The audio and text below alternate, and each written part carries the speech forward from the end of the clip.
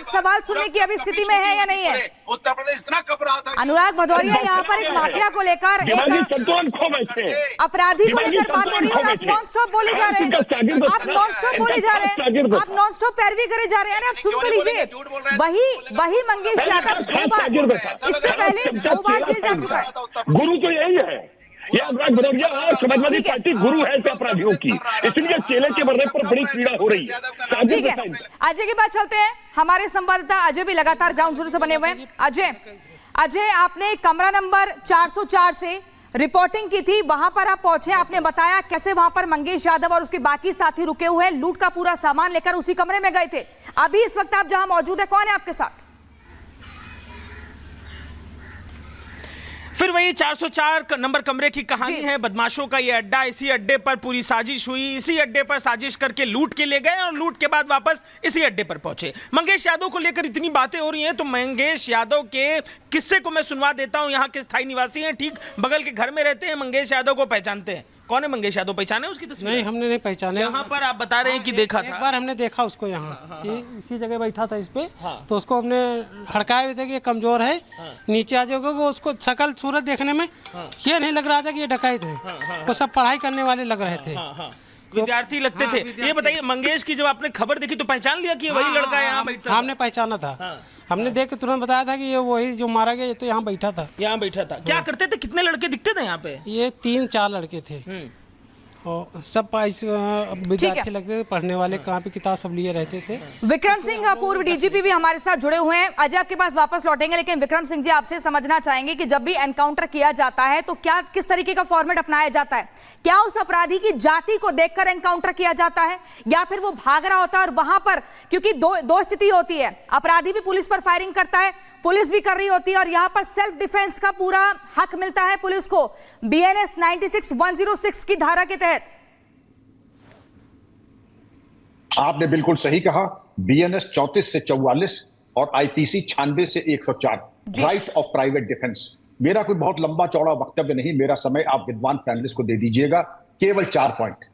CCTV footages में लड़का number 5 Mangesh Yadav, recovery आप कह रहे थे सोना कहां गया? आपका 1.25 करोड़ का सोना बरामद हो चुका है। और तीसरी चीज यह है कि इसकी जो क्रिमिनल हिस्ट्री है उसमें गैंगस्टर एक्ट है 2-379 यानी IPC का, यानी चोरी का, एक 392 यानी रॉबरी का भी है। गैंगस्टर एक्ट का चालानी, जाहिर है कि उसकी आपराधिक की इतिहास होगी तभी गैंगस्टर एक्ट का चालानी है वो। कमरा नंबर 404 दिखाता है कि वो सेफ हाउस बनाया इन्होंने और अपने भागने के रास्ते पहले तैयार किए, प्लानिंग के रास्ते पहले तैयार किए थे। अब हम चाहेंगे मेरे विद्वान पैनलिस्ट को, अगर इतने दावे कर रहे हैं, मैजिस्ट्रेट इंक्वायरी चल रही है, आप नोट कर लीजिए मेरी बात जी। शपथ यानी ऑन ओथ एफिडेविट दीजिए उस कोर्ट में जाकर के जहां जांच हो रही, वहां कोई नहीं देगा।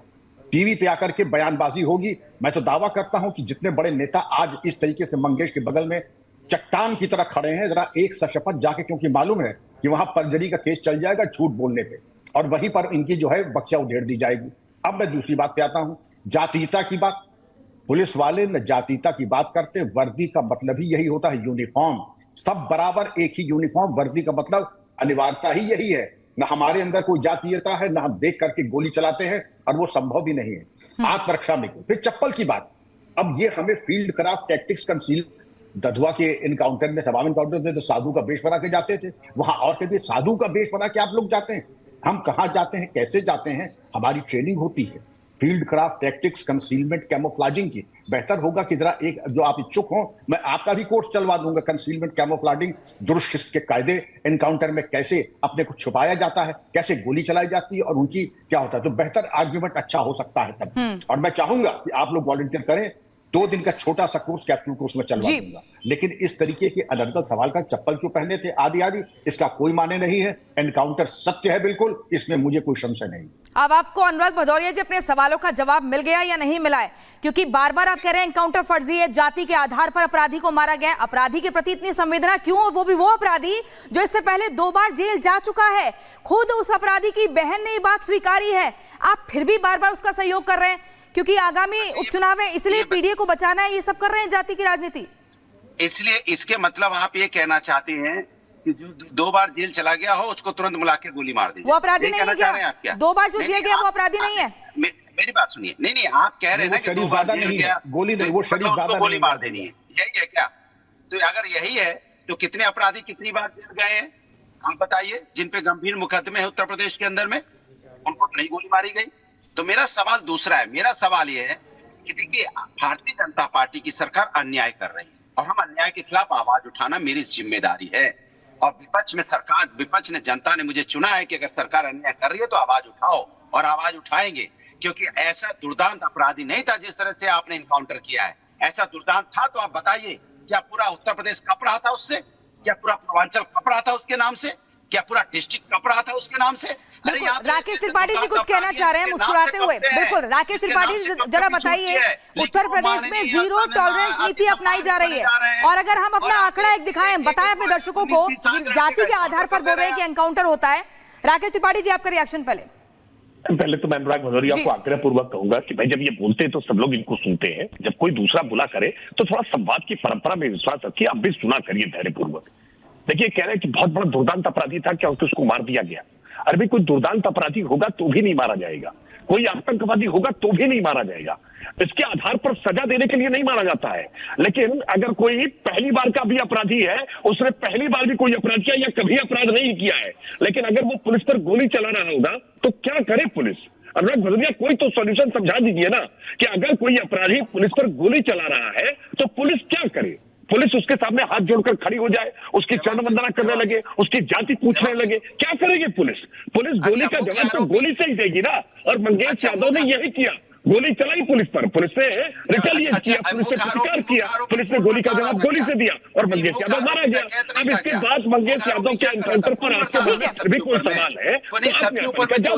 राकेश त्रिपाठी जी का ये कहना है, अनुराग भदौरिया जी, कि गोली का जवाब गोली से दिया है। अगर कोई अपराधी खड़ा है तो पुलिस वहां ये नहीं कहेगी भाई अपना नाम बताओ, अपनी जाति बताओ, अच्छा अगर तुम इस जाति से, चलो तुम्हारा एनकाउंटर करेंगे, ऐसा नहीं होता भदौरिया जी। मैं आपको एक और चीज बताती हूँ, आप जाति के आधार पर बोल रहे हैं ना, देखिए पुलिस की लिस्ट से ये आंकड़े निकाले गए हैं, जहां पर ब्राह्मणों के अगर एनकाउंटर देखें तो 20 हुए हैं, हिंदुओं के 140 हुए हैं, ठाकुर के 18 हुए हैं, यादव के 16 हुए हैं। तो फिर आप क्यों बार बार जाति के आधार पर इस एनकाउंटर को बोल रहे हैं, फर्जी बता रहे हैं? बोलूं मैं ये कह रहे हैं कि उस गोली चलाएगा, ठीक है गोली चलाएगा, तो मुख्य आरोपी क्या फूल बरसा रहा था क्या? उसने कुछ नहीं किया, वो हाथ ऊपर करके चला गया। सबसे बड़ा आरोपी नहीं किया ना, आत्मसमर्पण किया उसने कोर्ट में, उसने कोर्ट में जाकर आत्मसमर्पण किया। अरे अनुराग भदौरिया अब भी एक मामले में आरोपी थे, अब भी एक मामले में आरोपी थे ना। अगर अब भी पुलिस पर गोली चलाते तो गोली का जवाब गोली नहीं होता ना। मुख्य आरोपी को तो आपने कुछ नहीं किया, माने जो दूसरे आरोपी थे वो गोली चला रहे थे, उनको आपने पकड़ के इनकाउंटर कर दिया। मुख्य आरोपी जो उसके करता धरता